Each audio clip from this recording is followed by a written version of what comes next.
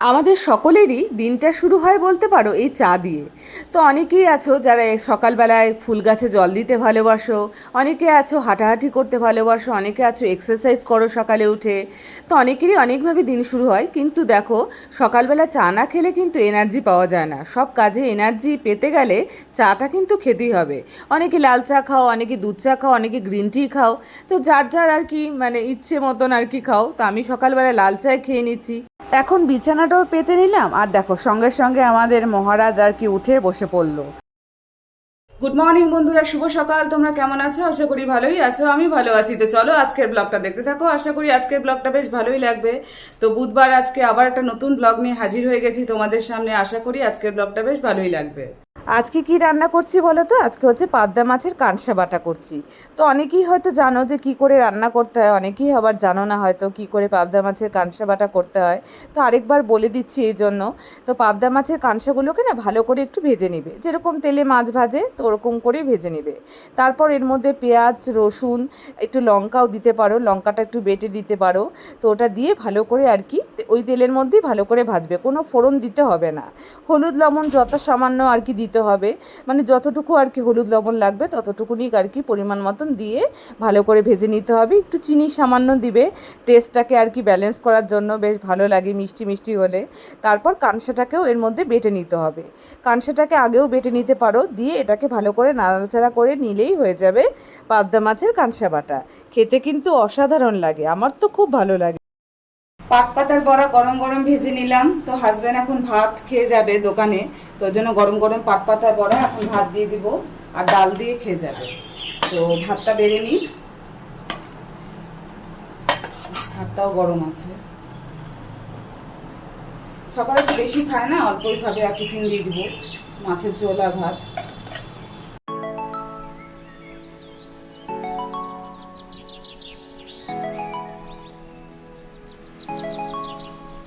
তো হাজব্যান্ড তো চলে গেল, তো হচ্ছে ওকে খাবারটা বেড়ে দিলাম।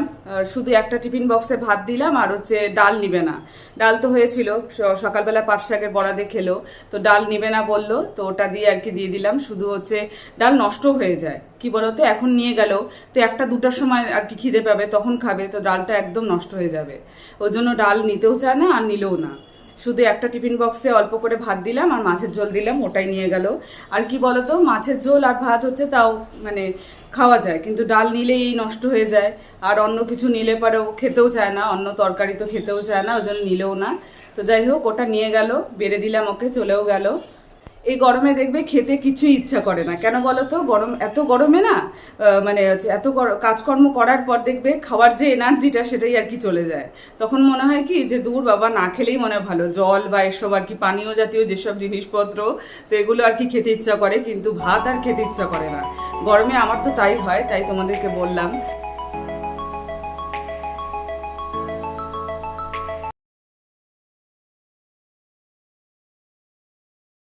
তো আজকে কি কি মেনু চলো তোমাদের সাথে শেয়ার করে নিই। আজকে হচ্ছে মসুর ডাল হয়েছে, যেটা প্রতিদিন হয়, তো সেটাই হয়েছে। আর মাছের ঝোল হয়েছে, আর হয়েছে হচ্ছে পটল আলু পোস্ত হয়েছে। পটল আলু ঝিঙে দিয়ে পোস্ত হয়েছে। পোস্ত খাওয়া তো এখন খুব ভালো, কারণ এখন হচ্ছে গরমের দিন, পোস্ত খেলে পেট ঠান্ডাও রাখে। তো পোস্ত হয়েছে। আর হচ্ছে করলা আলু ভাজা হচ্ছে পরে হবে, সেটা হচ্ছে মানে দুপুরবেলায় হবে। তো এগুলোই আজকে রান্নাবাড়ি বলতে পারো। এখানে আসলে এত মাছি না, প্রচণ্ড মাছি। এই সামনে একটা মানে বলতে পারো যে ড্রেনের মতো আছে, ওখানে আর কি প্রচণ্ড পরিমাণে মাছি উৎপাত। তো যাই হোক, মশা মাছি দুটোই। ছাদের থেকে চলে আসলাম হুড়ুমুড়িয়ে, এসে এখন কাজে লেগে পড়েছি। মাঝখানে ছাদের থেকে এসে না একটুখানি আর কি ফ্যানের হাওয়াতে বসলাম কিছুক্ষণ, তারপরে একটু জলও খেলাম বলতে পারো। তো ছাদে এত গরম, এত গরম, আর কি বলবো, ছাদ তো গরম হবেই, আর কি করা যাবে। তো আবহাওয়ার খবরে বলছিল যে, খবরে আর কি বলছিল কি বলো তো, বুধবার থেকে নাকি খুব গরম পড়বে, অত্যাধিক গরম পড়বে। তো বুধবার থেকে পড়েনি, মঙ্গলবার থেকেই সেটা শুরু হয়ে গেছে বলতে পারো।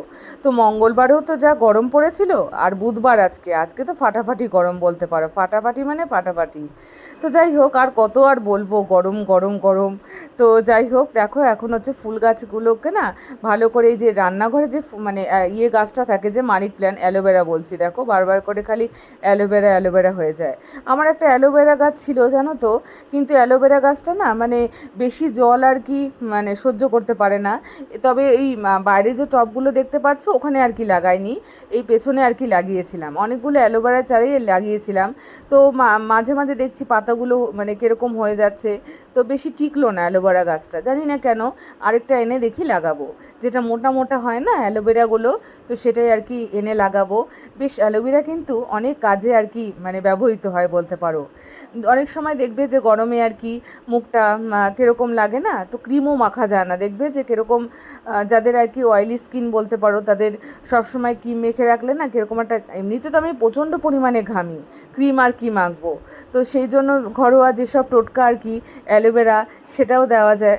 আবার অ্যালোভেরা না সরাসরিভাবে অনেকে স্কিনে শ্যুট করে না, মানে গাছ থেকে কেটে আর কি ভেতরের যে অংশটা আর কি অনেকের মুখে মাখলে পারে দেখবে যে গোটা গোটা হয়ে যায়। তো আমারও সেটাই হয়েছিল, অ্যালোভেরা আমি আর কি সরাসরিভাবে মুখে আর কি মেখেছিলাম, তো আমারও বলতে পারো যে মানে গালটা খুব আর কি র্যাশ বেরোচ্ছে, খুব অসুবিধা হচ্ছিল। তো সঙ্গে আমি একটু ফ্রিজে রেখে তারপরে আর কি দিই। তো দেখো বন্ধুরা, এদিকে গ্যাস মুছে নিয়েছি, দেখতেই তো পারছো। এখানে দেখো করলা আর আলু আছে, এটা পরে ভাজা হবে, আর হাঁড়িতে জল আছে, আর এখানে চাল ধোয়া আছে, আর এখানে নিচটাতে আছে ভাত আছে, সকালে হাজবেন্ড খেয়ে গেল নিয়ে গেল, আরও আছে। তো আমি সকালে হচ্ছে পরোটা খেয়েছি, আজকে 2টা পরোটাই খেয়েছি, আজকে রুটি খাইনি, ভাবলাম যে পরোটাই খাই, তো পরোটাই খেলাম আজকে বলতে পারো। তো এদিকে দেখো পরিষ্কার করে নিয়েছি, সিং বলো এই কাপগুলো। এদিকে কি রোদ্দুরটা দেখো উঠেছে, এদিকে এইগুলো আর কি একদম টনটনাভাবে শুকিয়ে যায়, এখনই শুকিয়ে গেছে, এই দেখো অল্প অল্প ভেজে আছে, খুব সুন্দরভাবে শুকিয়ে যায়, এখানে মেললে পারে, এত রোদ্দুর আসে না তো শুকিয়ে যায়। তখন তোমাদের রান্নাবাড়িগুলো বা মেনুগুলো শেয়ার করার সময় যে তখন বললাম যে তোমাদেরকে, তখন একটা রান্নার কথা ভুলে গেছি, যেটা করলাম আর কি পাবদা মাছের কাঁনসা বাটা, সেটাই ভুলে গেছি বলতে। তো যাই হোক, এরকম ভুল তো হয়েই যেতেই পারে, এত গরমে সব মাথাটাতে আর কি খারাপ হয়ে যাচ্ছে বলতে পারো। তো সেজন্য সেটা আর কি বলা হয়নি, তো সেটা এখন বলে দিলাম, পাবদা মাছের কাঁনসা বাটা হয়েছে। তো ওটা অল্প সংখ্যক মোটামুটি হয়েছে। তো আমার হাজব্যান্ডকে সকালে বললাম একটু টেস্ট করার জন্য, ও বললো যে না এখন খাবে না, ও ডাল আর মানে বললামই তো তোমাদেরকে পাট শাকের বড়া দিয়ে খেয়ে গেল। তো আমি খাবো দুপুরবেলায়, বেশ ভালোই লাগে, গরম ভাতের সাথে তো বেশ ভালোই লাগে। তো স্নান করে আসতে অনেকটাই দেরি হলো, কি হয়েছে বলো তো, এদিকে ধুলো উঠছে প্রচণ্ড পরিমাণে, হাওয়া হচ্ছে প্রচণ্ড পরিমাণে, মানে রোদ্দু তো আছেই, তার সাথে হাওয়াটা হচ্ছে, হাওয়ার জন্যই আর কি বলতে পারো যে ধুলোবালি উঠছে। তো একবার তো ঘর ঝাড় দিলাম, পরিষ্কার করে ঘর ঝাড় দিলাম, তো ঝাড়ার পর হচ্ছে আবার বাবার হাত থেকে হচ্ছে মানে প্লাস্টিক থেকে চিনি পড়ে গেছে। তো রান্নাঘর বলো, মাঝখানে ঘর বলো, সামনের ঘর বলো, একদম সারা ঘর ময় আর কি চিনি চিনি হয়ে গেছে। ওই চিনিগুলোকে আবার হচ্ছে মানে ঝাড়লাম, কারণ ওইভাবে তো ঘর মোছা যায় না, সারা ঘর চিনি চিনি হয়ে গেছে। তো আবার ওই ঘরগুলোকে মানে সব ঘরগুলোকে আবার সেই ঝাড়লাম, ঝাড়ার পর আবার হচ্ছে মানে মুছলাম। মোছার আগে হচ্ছে বাবা মার তো খাওয়ার টাইম হয়ে গেছে, তো বললাম তাহলে তোমরা খেয়ে নাও তাহলে পারে। তো আমি ঝাড়ার পর আর কি করব, দাঁড়িয়ে আছি এখানে আর কি উপরে আর কি এই ঠাকুর ঘরে, এখানে আর কি দাঁড়িয়ে আছি, এদিকে পামটাও ছেড়েছি, ভাবলাম যে দাঁড়িয়েই থাকি, দাঁড়িয়ে কি বসেই আছি, এই যে উপরে ঘরে এখানটায় আর কি বসে আছি, ও মানে বা আমাদের খাওয়া হয়ে যাক তারপরে ঘরটা মুছবো। তারপরে ওই করতে করতে করতে করতে খাওয়া দাওয়া হলো, তারপরে আবার হচ্ছে পাম্পটাও বন্ধ করলাম, করে আবার হচ্ছে ঘর মুছলাম। তো এইসব করতে গিয়ে আর কি অনেকটাই দেরি হয়ে গেল। পেছনে গাছগুলোতে তো জল দেওয়া হচ্ছে, মানে সব কিছু হয়ে যায়, ঘরটা মুছে নিই, তারপরে পেছনে গাছগুলোতে জল দিয়ে একবার স্নান করতে ঢুকে যাই, কারণ এদিকে বালু বালু, ওই জন্য আর কি যাই না পেছনে, সবার লাস্টেই আর কি যাই। মানে এমনি তো সেরকমভাবে খুব একটা সবার সাথে কথা বলা হয় না, কিন্তু হচ্ছে ধরো একটু বাইরে বেরোলাম, তখন ঝাড় দিতে গেলাম, বা তখনই একটু কথা হয়, ধরো আশেপাশে বাড়ির সাথে কেউ ধরো বাইরে আছে, তখন আর কি কথা বললো।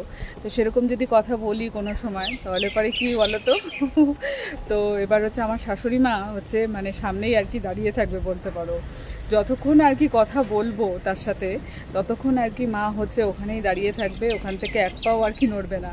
আর যদি কোনো সময় ধরো আমি এদিক ওদিক আর কি তাকাতে গিয়ে হচ্ছে মাকে দেখে ফেললাম বা এরকম দেখে ফেললাম, যদি আর কি দেখে ফেলি আর কি চোখে চোখ হয়ে গেল, এরকম অনেক সময় হয় ধরো হচ্ছে চোখে চোখ পড়ে গেল যে আমি এরকম আর কি তাকিয়ে হয়তো দেখলাম তো মা আর কি দেখে ফেললো, তখন কী হয় বলো তো, মা হচ্ছে আড়ালে পরের দিন থেকে আর কি আড়ালে গিয়ে আর কি কথা শুনবেই, মা ওখানে দাঁড়িয়েই থাকবে। ছোটোবেলায় গরমকালে তোমরা করেছো কি না জানি না, কিন্তু আমরা তো ছোটোবেলায় এরকম করেছি, আমি করেছি, তো সেরকম আর কি খুবই ছোটোবেলায় বলতে পারো। সবার বাড়িতেই তখন তো ফ্রিজ ছিল না খুব একটা, যে সবার বাড়িতে, এখন তো ঘরে ঘরে ফ্রিজ, এখন সবার বাড়িতেই একটা করে ফ্রিজ, আর কিছু না থাকুক টিভি ফ্রিজ তো থাকবেই।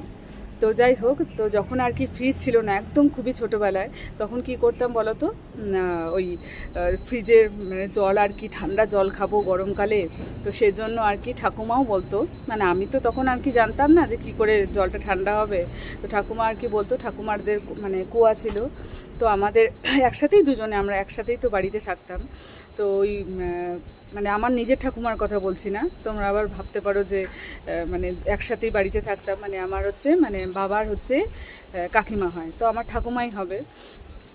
তো এবার হচ্ছে একসাথেই কুয়াটা ছিল যদিও, তো এবার হচ্ছে কুয়ার জল তো খুব ঠান্ডা, তো আমরা তো জানি, এবার হচ্ছে জলগুলো আমরা বোতলগুলোকে আর কি ঠাকুমা বলতো যে বোতলগুলোকে তাড়াতাড়ি করে ভর, তো ওই আনন্দে আর কি তাড়াতাড়ি করে বোতলগুলো ভরতাম, বুঝলে তো, পুরোটা বোতল একদম মানে একদম পুরোপুরি ভর্তি হলে না জলটা আর কি মানে বোতলটা ডুবে যাবে কুয়ার মধ্যে, পুরোপুরি ভর্তি করতাম না, একটুখানি ফাঁকা রাখতাম, তাহলে পরে হচ্ছে বোতলটা ডুবে থাকবে, তো সেজন্য আর কি করতাম ওরকম করে করে বোতলগুলো আর কি আমিই ছাড়তাম, ছেড়েছে। অনেকে আবার রশি দিয়ে বেঁধে রাখে, অনেক বড় বড় বোতল হলে পরে রশি দিয়ে আর কি বেঁধে রাখে, তাহলে উঠানোও যায়, উঠানোর সুবিধা হয়, তো এরকম করে। আবার অনেকের কুয়ার জল নিচে চলে যায় এই সময়, তো তখন হচ্ছে বোতল মানে রশি দিয়ে বেঁধে রাখলে পরে তাড়াতাড়ি করে উঠানো যায় বলতে পারো, এবার বালতিতেও উঠানো যায়, মানে কারণ হচ্ছে মানে ওটা তো ভেসেই থাকবে, বালতিতেও উঠানো যায়, তো আমরা বালতিতেই উঠাতাম বলতে পারো, ঠান্ডা হয়ে থাকতো একদম জলগুলো।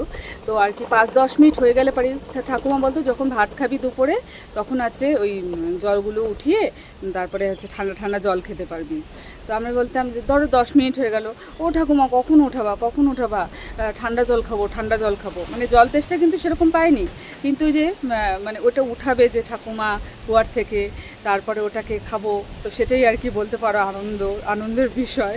তো এরকম ছোটোবেলায় করতাম, তোমরাও কি করো? তো এরকম বেশ ভালো লাগে। এখন তো সবার ঘরে ঘরে ফ্রিজ, এখন আর কেউ হয়তো করে না, কিন্তু ছোটোবেলায় আমরা খুবই ছোট থাকতে আর কি এরকম করেছি, তো বেশ ভালো লাগতো। আর হচ্ছে ওই জলটা আর কি খুব ঠান্ডা হয়ে থাকতো, আর জলটা খেতেও বেশ ভালো লাগতো। কি বলো তো, ফ্রিজের জলটা যেরকম খুব ঠান্ডা, তার সাথে জল মিলিয়ে তোমার ঢকঢক করে খাওয়া যাবে না, কিন্তু ওই কুয়ার মধ্যে যদি হচ্ছে বোতলগুলো আর কি ফেলে দেওয়া হয়, সেই জলটা কিন্তু অতটাও ঠান্ডা থাকে না, আর ওটা খেলে পারে সর্দি কাশি জ্বর এগুলো আর কি হবে না। কিন্তু ওই ফ্রিজের জল গটগট করে ধরো এখন জল তেষ্টা পেয়েছে খেয়ে নিলাম, তাহলে পরে কিন্তু গলা খুসখুস পরের দিন থেকে শুরু হয়ে যাবে। আর ওটা যেহেতু ন্যাচারাল একদম কুয়ার মধ্যে দেওয়া জল বোতলগুলো, তো ওগুলো জল খেলে কিছুই হয় না, বেশ ভালোই লাগে খেতে।